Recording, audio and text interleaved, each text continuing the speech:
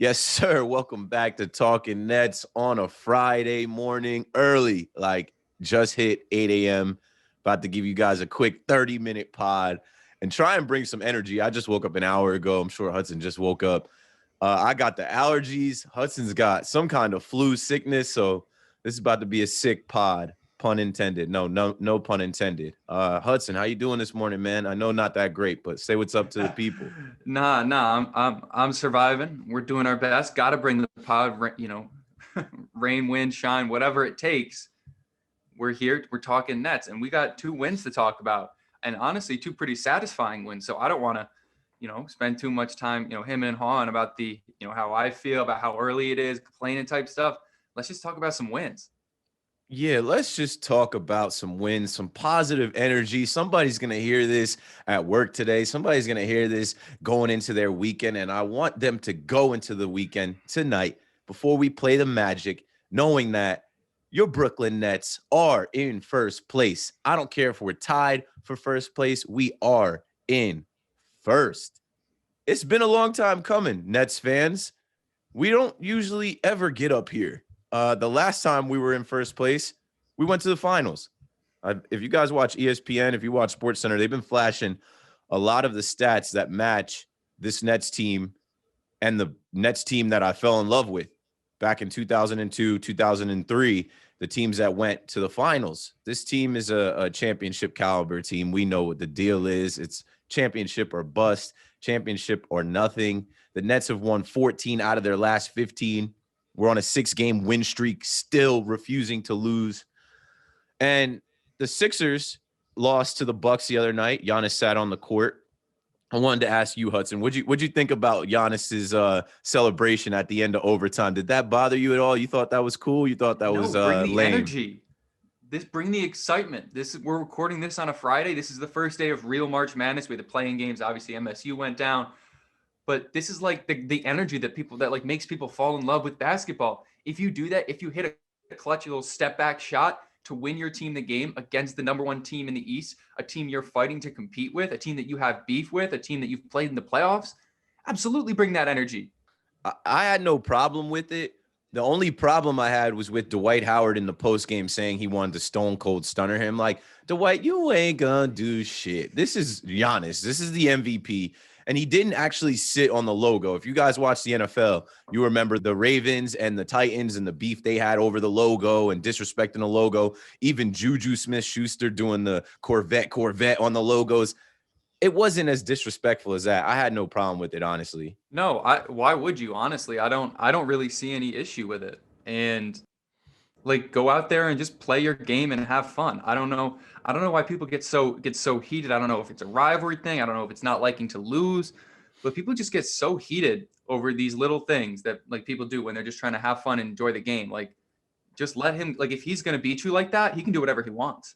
Exactly. And if they want to fight and argue and have a beef and a rivalry between those two, let them duke it out. We'll be up here at the number one seed on the way to the finals. The Nets are now 28-13, the one seed in the East. And tonight we'll find out, hey, will we have the number one spot alone? I'm pretty sure the Sixers play tonight and we play the Magic tonight. We expect to beat the Magic to go on and win 7 games in a row. Kyrie is supposed to be back. I'm feeling good about it, man. Like I said, it's been an incredible week for Nets fans. Triple-double from Harden, beating the Midtown Blue and Orange. And we got to talk about those 2 games. But first, I want to kick some news out there. Spencer Dinwiddie trade rumors. The trade deadline is approaching. There's rumors swirling around. I saw you tweet out the Bleacher Report update. I think the Rockets were supposed to be interested in him. I think the Pistons were supposed to be interested in him. But you know what? I'm interested in him returning for the Brooklyn Nets this season, and I think the Nets have him in their plans. Hudson, what are you thinking about our guy, the tech guy with the jumper? You think he's going anywhere? You think the Nets are looking to trade him right now while he's hurt? No, absolutely not. And even if we only get him for the finals, even if we only get him for a playoff series and he comes in and he can be 50% of his normal self, that 50% might be the straw that broke the camel's back when it comes to the team the Nets are playing. It might be that little more that we need to win the finals. Whatever it is, whatever impact he can make, That's huge for this team. He's an X factor. He's someone that other teams haven't seen, haven't planned for. And like, he's grinding every day on Instagram. He's posting comeback videos. He's bringing that energy. So I think he's doing it so he can come back this season, so he can make an impact and win a championship, win a ring with the team that put their faith in him, on someone who looked like he was on the outs with the league for, a long time there until Sean Marks picked him up. So I think that the Nets are keeping him. I think that they would be silly to trade him, especially if there's even an inkling of a possibility that he can come back for the playoffs and give us that little spark. And if we lose him in free agency, then so be it, because winning a chip is worth it. Nah, I got a special place in my heart for Spence. When we talk about the last of the old regime, yes, there's Joe Harris still there, but Spencer is the guy that I'm like, we just threw that clip out from the last time we played at Bankers Life Fieldhouse, and Spence hit the game-winning jumper against the Pacers. And like, people forget, it wasn't that long ago, but Spence was our MVP. Spence was our all-star. And if he can come back healthy, that's the guy off the bench that can give you buckets. That's the guy that can lead the second unit. We won't be struggling to find, the scorer off the bench, the scorer in the second unit between TLC, Shamet, Tyler Johnson. Like, Spence comes in and he's sixth man of the year, former sixth man of the year. You know what he's going to do. And last thing on Spence, I see people talking about the Heat trading Bam for Spence. That's all right. That's a little much. We love Spence. We love Spence. We love him to the day he is out of the league, and we'll love him after that.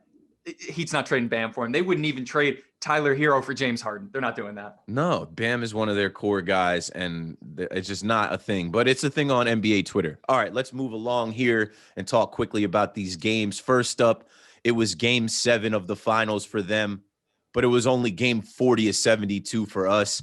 The Brooklyn Nets beat the Midtown Blue and Orange 117-112 Monday night in Brooklyn. There was a lot going on that day. Hudson and I spoke that day. We recorded before the game so that we wouldn't have to talk about the Manhattan basketball club after the game. We just knew what time it was. I even spoke to Hudson and I was like, listen, play into this. We already know these Knicks fans are so easy. Oh, I said Knicks on the podcast. Sorry. We already know that these New York Forever fans, they're just easy to poke at. So quickly, let's talk about this game. I told Hudson, let's just do 3 things from this game so we don't waste too much time on it. One thing from this game that I will say is we scored 67 points in the first half, and then we chilled in the second half. And people are going to say, oh, that's defense. No, I think it was just taking our foot off the gas. And for the Nets, I have a problem with that, because when we get into the playoffs, when we do play these good teams, they will get us in the end of the game. So one takeaway from that game was we still need to be better in end of the game situations, whether it's calling foul or not calling fouls, calling timeouts, knowing when to foul, knowing when to foul, inbounding. Like, we need to sharpen up those end of the game situations in crunch time, winning time. 2, Julius Randle. Stop. Just stop. You look like I don't want to criticize this guy too much, but like that whole tantrum he threw at the end of the game, like Knicks fans tried to pump him up and say like that was, yeah, that's my guy.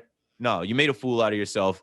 You were wrong. You lost. You look like a big baby. You're supposed to be the MVP. You're supposed to be the leader of those young guys on that team. Nah, bro, you made yourself look like a clown. And last, Knicks fans, you guys want to talk about everything else besides what happened, right? You want to talk about, oh, they were chanting bullshit. Oh, they were chanting MVP. Oh, there were more Knicks fans in the Barclays Center. You lost. You lost. At the end of the game, you lost. And that's all that mattered for us. It was another win in the book. And those are the 3 things I got. Hudson Flynn, I hope you're doing all right with your sickness. And I hope you can give us 3 things about the Knicks, because I'm sick of them. Yeah, exactly. And I'm sick of them too. I'm sick of their fans, honestly. Their team, like, allow them to be like a nice feel-good story. Like, they're a team that have such awful ownership, and they got a new coach and they're doing interesting things with young players. Like, let that be their feel-good story. But Knicks fans need to come in and they need to, trying to cause problems, say, oh, Nets fans never take our name. Like, look, at the end of the day, Wins come on the court. They don't come on Twitter. They don't come with fans in the stands. They don't come with who runs who. The Nets run New York exclusively because they beat the Knicks. They're the best team in New York, and so they run New York. That's the only thing I'll say about that. From the game, look, we took our foot off the gas. Not what you want to see, but at the end of the day, it's the Knicks, a little playing down to your competition, a little sloppy at the end. But at the end of the day, we got the win, and a win is a win is a win is a win. And I'm going to keep saying that because, like you said, this is game 47 out of 72 or whatever. Like the Nets aren't going to remember that game when they're in the playoffs. But what they will remember is the fact that they had that win that put them in a position to get the 1 seed, to take hold of the 1 seed, right? So that's all we need to focus on. And it's just getting the Nets into a position where they can be the 1 seed going into the playoffs. And that win, honestly, in my mind, was just a step closer to that. I don't need any, fabricated rivalry nonsense. Yeah, me either. Someone just wrote on Twitter to me and they're like, Keith hates the Knicks more than us Yankee fans hate the Astros. That's not true. It's not true. I don't hate the Knicks. My dad is a Knicks fan. My brother took me to see Kobe in Madison Square Garden when I was like 11 years old. There's no way you can be around here and hate the Knicks. Like, Nets fans' stance is not that we hate the Knicks. We hate how Knicks fans talk about the Nets and consistently disrespect the Nets. You're coming from a place, like, be humble. You're coming from a place like you've done something, like you've won something all the time. You've won nothing besides have the most expensive franchise and just like be a mess. What was the last thing I wanted to say about the Knicks game? I don't know. They're a waste of time. Let's That's move enough. on. We don't really, honestly, we don't need to talk about them. We beat the 8 seed in the East. Good win. Oh, this is the last thing I wanted to say. And this isn't really about the Knicks. This is about Ryan Ruocco. If you guys get a chance, go listen to the latest episode of R2C2. He does a fantastic job talking about the Knicks and Nets rivalry. Ruocco, a New Yorker who calls the Nets game, Nets fan, basically said a couple things. He said, give it some time. The Nets have only been around in New York, well, in Brooklyn for the last 9 years. I said, give it some time. It's only been a little under a decade. These things evolve. All these new fans that are coming in, like, the Nets are a national team and an international team. And these young kids are choosing now. These young kids are figuring out, I think I'd rather rock with the black and white instead of the blue and orange. And what he also said was that the Nets being in New York is good for basketball, and it is, right? He said that the Nets hold the Knicks accountable because for years, the Knicks had no rival in town where they could suck, where they could be a laughing stock, and they could just stand on the fact that they sold a lot of tickets and they sold a lot of merch. No, you actually have to field a competitive team because now you have a neighbor to the south that has the best team in the NBA where star players want to come play. Obviously, we watched the last few years and the culture that was built. Shout out to that 2018, 2019 team. I always say that was the team, the dancing on the sidelines, the city edition jerseys. Like, that was the team that got the attention of the whole NBA and made it cool to come to Brooklyn and not cool to come to the James Dolans. Nobody wants to play there. These guys have to practice in Westchester. Brooklyn has a beautiful facility right in Brooklyn. Like, that's it, man. All I got to say about that is it's good for basketball. I don't hate the Knicks. I more so hate the Knicks fans, but you guys are good for business. It was so easy to play into the Knicks emotions. It was so easy to put memes up and attack Knicks fans for one night, and that's what it's all about. Moving on, we already wasted too much time on the Knickerbockers. Pacers game, Karis Day. Game 41 out of 72. The Nets beat the Pacers 124 to 115. Wednesday night in Indiana, and I was ready to take an L. Honestly, when they said Kyrie wasn't playing, the Pacers are no slouch. Sabonis, Miles Turner, Brogdon, like, they've got good players on that team. Karis LeVert. So it was Karis Day. Obviously, we're big Karis fans. I don't see how you could be a fan of the Nets in the last 4 years and not be a big Karis fan. So we pumped that on social media. And once we got into the game, I was thinking, like, hey, if we lose this game, it's one game. The streak ends. We'll start another streak, and I'll be happy for Karis to get his revenge. That was in the first quarter. Second quarter, we outscored them, I think, 33 to 21. I put in my notes, and James Harden refuses to lose. James Harden's like, no. I'm on this MVP trail every night. Every chance I get, I'm going to play. and I'm going to play 40 minutes, Iron Man, and I'm going to ball out. And he put up a 40, 40, 15, and 10. And of course, the basketball gods give him that last rebound at the end of regulation. And other guys stepped up. Joe Harris, man, I didn't say anything about Joe Harris in my post game, and I was upset because I was like, Joe Harris is on this team. Don't you ever forget it. If Kyrie's out, Joe is going to rise. He had 19 points. He looked good. And Nick Claxton. Nick Claxton is a guy that we were telling you about. We were educating people on our Instagram and Twitter that didn't know, new fans. Hudson and I were talking about, how long they took to bring him back.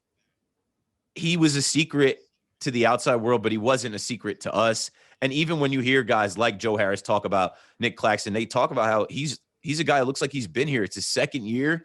He still has only played like under 25 games, but he balled out, block machine. I think I heard Michael Grady say he was leading the NBA in blocks. Maybe it was over just the span of the last week or two. And shout out to Grady getting to call a game against his former employer, the Indiana Pacers. His hometown team. His hometown team. There. It's literally exciting. Like, the guy's got to be living a dream. He gets to fill in for Ian Eagle a second time in a week, and it's against the Pacers. And it's a great game to call against the Pacers. And I like Michael Grady's three ball. When someone makes a 3-point shot, he says, "Yes, sir." And that's how we open the pod. That's a good call. Yeah, it's a great call. Good call. I like it. He brought like a lot of good, unique energy. And that's like, I see people on NBA Twitter, and they're all excited about these Hornets announcers and how the Hornets announcers, and all respect to them, get very excited anytime anyone does anything, and they're all screaming. I love the energy, but you got to use that energy at the right time. And I'm just here to say, and I know because this is a Nets podcast, you guys all agree with me, we have far and away the best commentary crew, not on local broadcast, but on national broadcast, on anything, on college basketball. I watch so much basketball at all levels, and I do not have any idea of a commentary team with as much depth, with as much talent, and with as much energy that they bring on a night in and night out basis as this Nets on Yes crew. From Sarah to the production team to all three of our play-by-play guys. Ian Eagle doing March Madness tomorrow night at 7:30, the Maryland game. I think he might have a game tonight as well. Ryan Rucco does a lot of the ESPN work, and he does so many other sports. He does the WNBA, and now we got Grady hopping on the call. So you got to give them their love when they've earned it, and boy, have they earned it. But talking about this game, love to see Karras. He looked in the first half, looked like he was really controlling the game. It looked like it was going to be the Karras game. But let me tell you something about fate. I was running the Twitter, and when it looked like this was going to be a punt game, like we were just going to run out whatever lineup and give Harden a little bit of rest, not have him go out and do what he did, I tried to send out a tweet that was a GIF of someone punting a football to say, punt game. The tweet didn't send. I don't know why. It was serendipity, magic. All my other tweets sent just fine. This tweet could not be sent.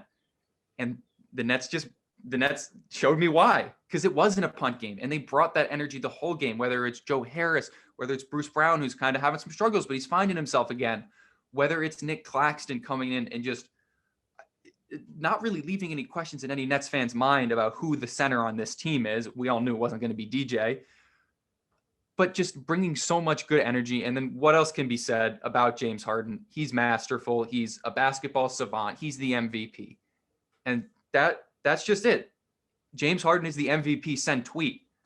You can't see someone who has completely carried a team the way he has carried the Nets, even when Kyrie was playing over this stretch, like James Harden. It's not replaceable. You can talk about Jokic, but Jokic, it doesn't have that same, like the team isn't winning as much. And Jokic does impressive things, but he doesn't do it. Joel Embiid, unfortunately, is hurt. It's going to suck for the Net if the Nets don't get to play him in the matchup, because I would love to shut up Sixers fans, because I hate the Sixers and I hate Sixers fans. And then there's LeBron, who's always doing impressive things, but he's not doing what James Harden is doing. So at the end of the day, first, second, third, James Harden should be the MVP. And that's really the only thing you can take away from that game, just watching this basketball genius go to work. Yeah, MVP stats are greater than MVP chance. Harden is ridiculous. His basketball IQ, he almost never makes the wrong pass or wrong move. Yeah, he missed some shots. I've seen some people talk about his 3-point shot, whatever. Harden, He put up 40. yeah, Harden still got 40 points. I don't care how many shots he might have missed. He had to activate Houston Harden in that game. And it's funny you say that about the tweet that you sent out not going out. When you're as connected as we are in the Nets world, the Nets world knows we're not going to lose before we know we're not going to lose. And that tweet got sucked into the ether and sent somewhere else. They're like, whoa, whoa, whoa. Don't say we're punting. James Harden refuses to punt. And guys like Tyler Johnson, Lil TJ, coming off the bench, what did he give us, 15 that night? Surprised me. He gave us a spark, too. He Yeah. kept the team alive when James Harden wasn't on the court for all, 6 minutes? He didn't play. Boy, I just can't get over it. James Harden only sat out for 6 minutes of that game. And I sent out a tweet from our Nets account, Talking Nets on Twitter. Follow us, please. I said, Kyrie's good for tomorrow. Can we give Harden a rest day? And the overwhelming response, and I think the right response, is no, because James Harden doesn't need that. He's an Iron Man like no other Iron Man. He goes out there, no minutes restrictions, no injury management, no nothing. He just goes out there and plays basketball, and I love to see it. But Keith, I want to tell you something that I don't know if you saw, but I retweeted it from the Talking Nets account, was the Claxton parents. Oh, of course I saw that. Having a conversation on Twitter talking about his dad said that he was the best kept secret in the NBA, which honestly I have to agree with. The fact that no team got him in the Harden trade was genius level work by Sean Marks to keep him hidden. And then his mom said, you know what? It's a blessing in disguise. All the other teams in the league passed on him so that he could fall into the perfect situation with him.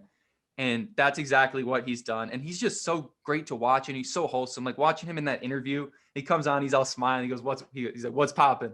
Like, I just love the energy he brings. And so do Nets fans. And like, if you're looking for someone to root for, if you're looking for a homegrown old regime Nets type player, if you're not into signings and trades for whatever reason, because there are some weird old heads that like are like, no, we should have developed our players. And they still exist. Look at Nick Claxton. Look at what the Nets have been able to do with him.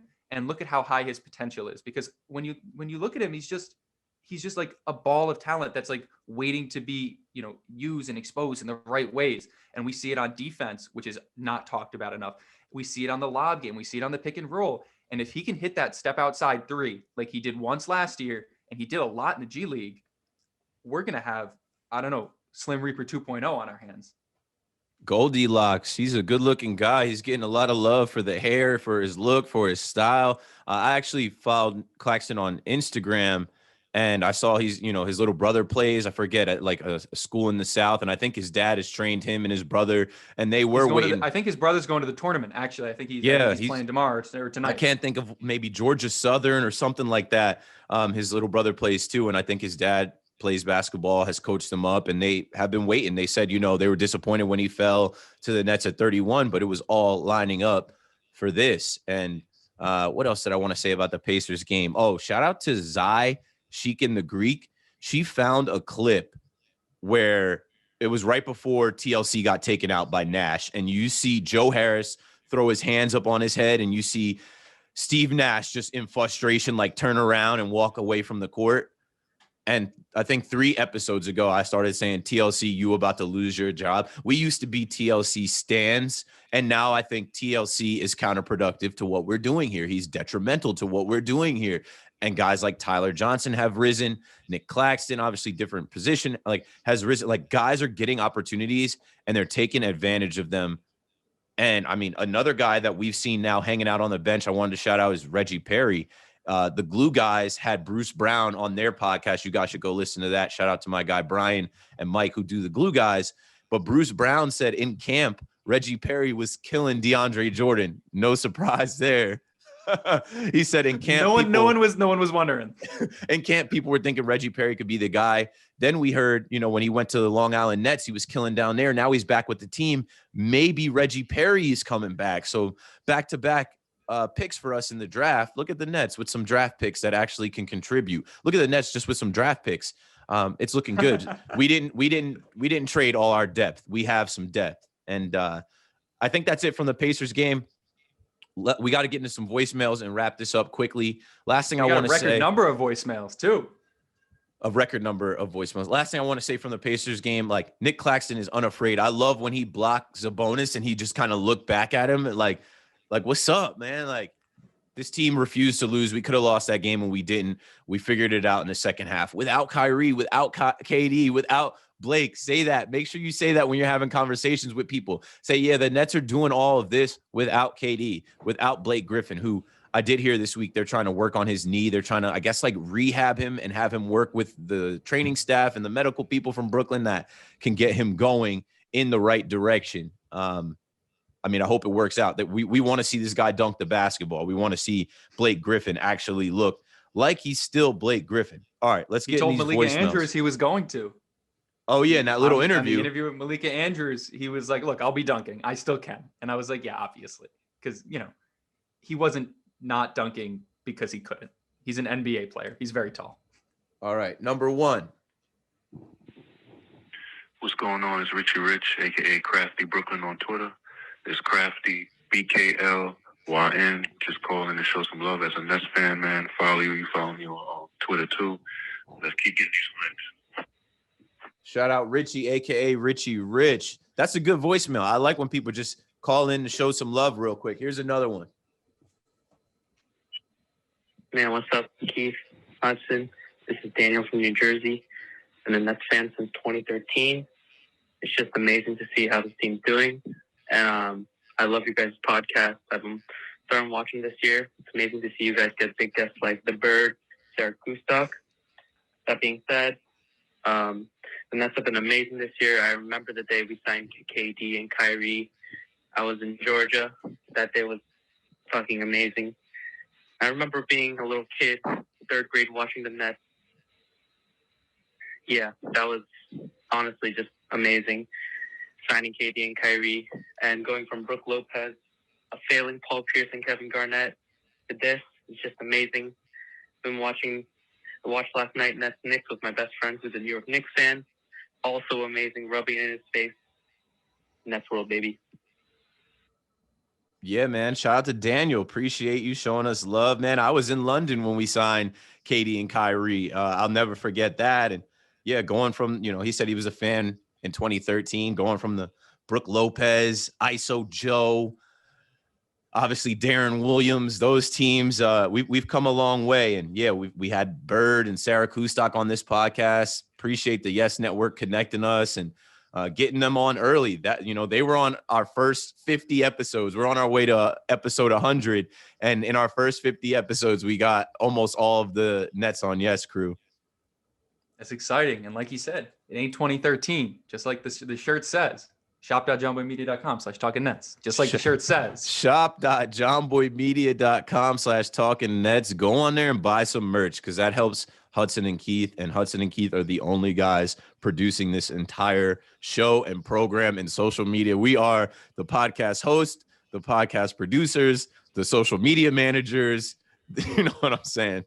So go on and show some love, buy some merch, and it'll go a long way to helping us out. Here's another voicemail. Hey, what's up? It's Garrett from Long Island.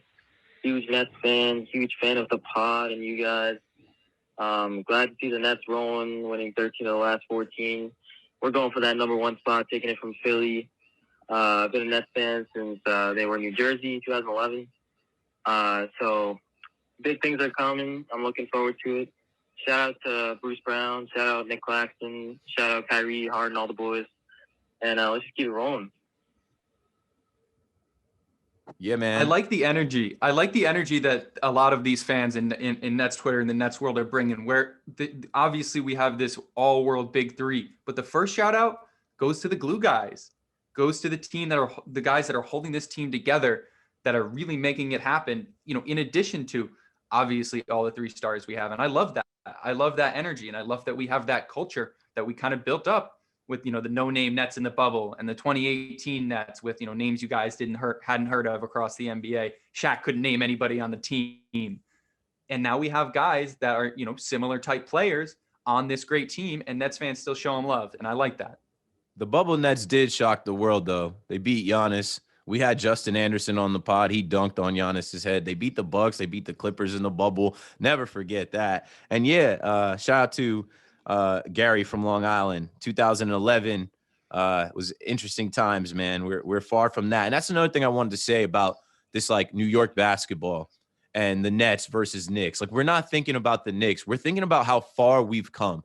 We're thinking about it's our time. We're thinking about being in first place, right? We've watched a lot of miserable seasons. We've taken a lot of losses in the past. Nets fans are just excited that every night we turn on a game, we are walking into a game knowing we're going to see something ridiculous from Harden, Kyrie, any of these guys on the team. Jeff Green, wanted to give Jeff Green a shout out for the Pacers game and the Knicks game. He was trying to destroy guys. I love when he goes up to dunk on people, and I don't care if he makes the dunk or not. I just love to see 34-year-old Jeff Green, Uncle Jeff, getting up. All right, couple more voicemails. We got to wrap this up soon.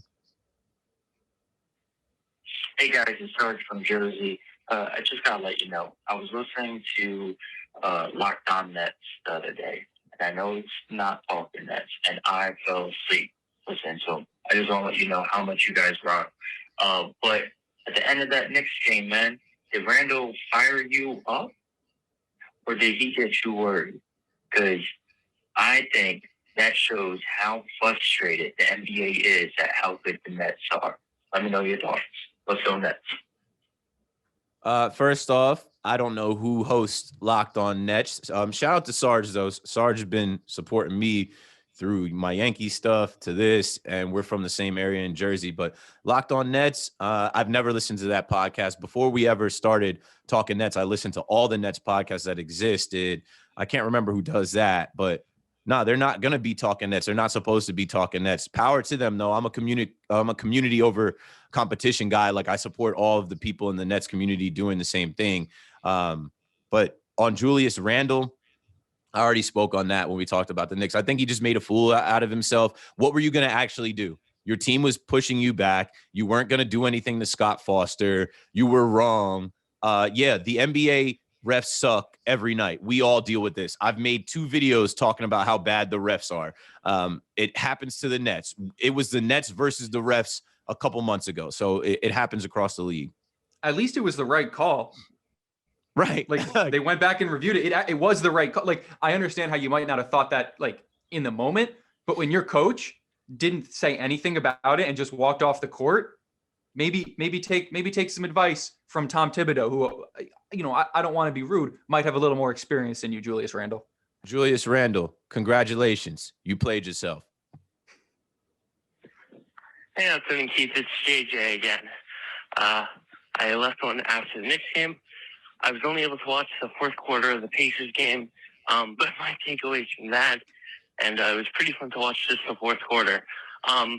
Nick Claxton is going to become our next Jared Allen because I feel like his development is taking a same line. And then just James Harden, MVP. No doubt about it.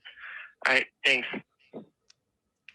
Here it is. First off, I don't know if you were like running up some stairs or like, you know, just finished doing your time mile or something. That was his second call. He called and left like a longer message, and then he called back with a second one. So maybe he was out of breath. No, I actually disagree completely. I don't think that Nick Claxton is following the Jared Allen model. They're both, you know, tall, skinny centers, but they're different. Nick Claxton is a different player. He can move his feet so much better than Jared Allen ever could. And that's us saying that, loving Jared Allen. We still post clips of what Jared Allen's doing all the time on Talking Nets because we love our guy. He's one of the most likable guys ever and is going to be a phenomenal player in this league for a long time. But they're different styles, right? Jared Allen is kind of a more traditional big man. He plays in the paint and he blocks shots, but he can't really move his feet that well. And he probably wouldn't have been that effective in the pick and roll with James Harden just because teams don't have to respect him outside as much as they have to with Nick Claxton when it comes to his mobility, when it comes to his, you know, even if it's limited, ability to take a shot. So they're just different types of players. But if you're talking about development and being able to take a player and grow them into, you know, an exciting young talent, I definitely agree with that. But I'm excited for Nick Claxton because he's a type of player that I don't really see a lot of comparisons to in the NBA, just with the way he can move his feet, but also his, you know, his defensive acumen, how good he is on offense, the way he can roll. And it's just unfortunate because Jared Allen didn't get the time to play with KD and Kyrie and Harden as much as we would have wanted. But now we have Nick Claxton, who's getting that as a young player so early into his career one of the first clips we saw of KD when he was on the comeback trail was him dunking all over Nick Claxton. Nick Claxton's learning things in practice, and his development is going to be sky high because of that. Yeah, man. I said on our Nets Twitter All-Star episode, I'm like, Nicholas Claxton is a young guy that is getting to learn from KD, Kyrie, Harden. He's going to be a savage. I wouldn't compare him and say he's our next Jared Allen. I still kind of hold out hope that Jared Allen won't sign long-term with Cleveland and we can get him back in free agency. Probably won't happen. But I look at Nick Claxton, like you said, the way he moves his feet, how he plays on defense. He's a block machine. So I guess you could, compare him to Jared Allen with the blocks, but he's going to be a different beast, especially with like this team that he's on. Like you said, Jared Allen didn't get to play with Harden, KD, Kyrie, Blake Griffin. That stuff's all going to help Nick Claxton develop. He's only in his second year and he's putting everybody on notice. He was trending on Twitter and I noticed I had more Twitter followers than him. And I'm like, follow Nick Claxton. Obviously, he doesn't tweet. Okay, last voicemail. This has turned into a 45-minute episode, which is more like our regular episodes anyway. Hey, guys. What's up? It's me, Bird's Eye View, Joel. Firstly, I just want to say it was great to see Karras back out there last night. Good to see him playing well. Good to see him healthy. Secondly, how can James Harden not be the MVP right now? I mean, the man is on a mission. He's playing so well. I mean, 40, 10, and 15 last night. Come on, guys. I know he has that early season stain on his record for leaving Houston the way he did, but the man he's doing it. He's killing it. All right, guys. Let's go Brooklyn. That's our guy, JC, Bird's Eye View. Wrote us a nice review, has called the voicemail before. He is TN fam. And yeah, we've already talked about Harden. He is the MVP. You're not going to get anything different from me or Hudson. And when you look at the field, right, Hudson already broke down why it's not Embiid, why it's not Jokic, and why it's not LeBron, and why it can't be KD because he's missed too much time. The front runner is Harden. And if this team keeps winning games and is in first place and he's putting up the stats to match, Harden will be MVP. And hopefully this year he will be MVP and win the finals and maybe be finals MVP, but I'd like to see that be KD. I'd like to see KD come back and kill it. Okay, time to wrap this thing up. Man, we appreciate you guys calling in. Feel free to call the voicemail at any time and just say whatever you want to say. If you just want to say it's your favorite podcast, that's cool. If you want to say something about the team or your fandom, do that. The voicemail is 201-870-0461. Also, we need reviews. Writing the reviews is what's going to help us on Apple Podcasts. I think we got a 4.6 on Apple Podcasts and 67 ratings right now. We need to get that up to 100. Here's a review that we just got, and I'm pretty sure this is from, I'm not sure who it's from. Let me read it. So Jay freaking Jay writes, Talking Nets is a relatable and informative podcast, 5 stars.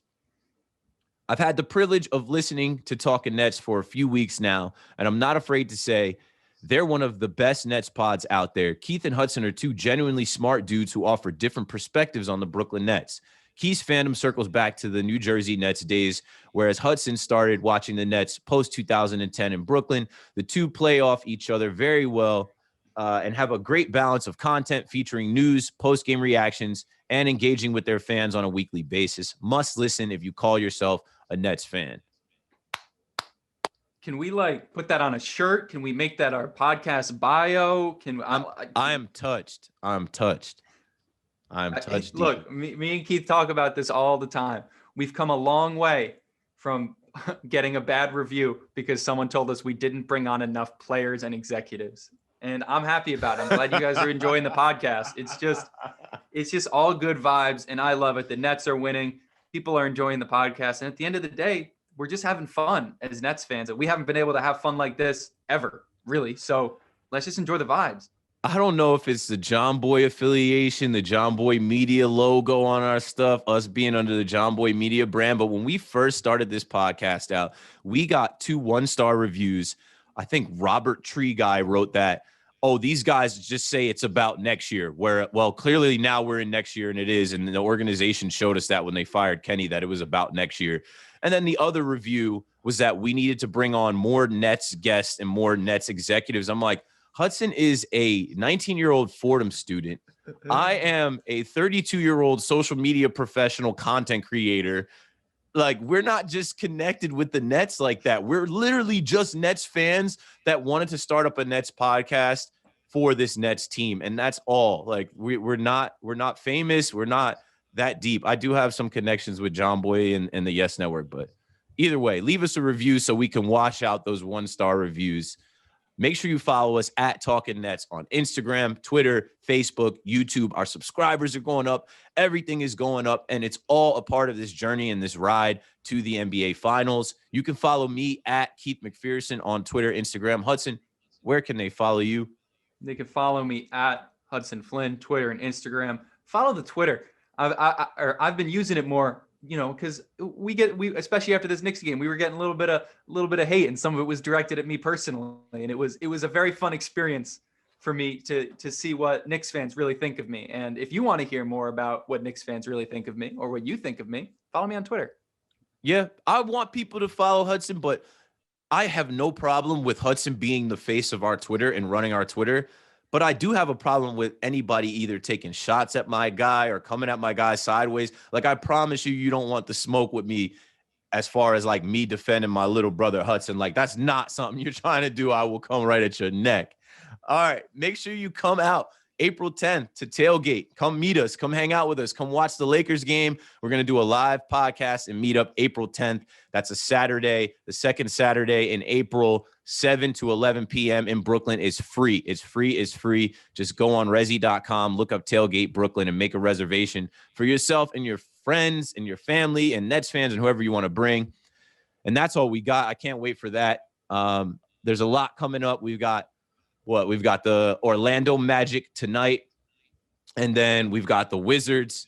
We've got Dame time, and then we've got an ESPN game on next Wednesday against the Utah Jazz. We've got some interesting competition coming up. We should beat Orlando. We should beat Washington for sure, and then we'll be back with a new podcast after that. And then we've got Dame, and then we've got Gobert and Donovan Mitchell. So it's going to get interesting. We're going to have some tougher competition real soon, but the Nets are in a winning streak that they're not trying to let go. And KD is lurking. Y'all saw KD dribbling that basketball on the sideline. KD, they're going to unleash KD pretty soon and Blake pretty soon too. And we're going to start to see this team develop the chemistry that they're going to need with all of the players on this team as we get into April and then May playoffs. And man, it's all going to come real soon. Hudson, you got anything else?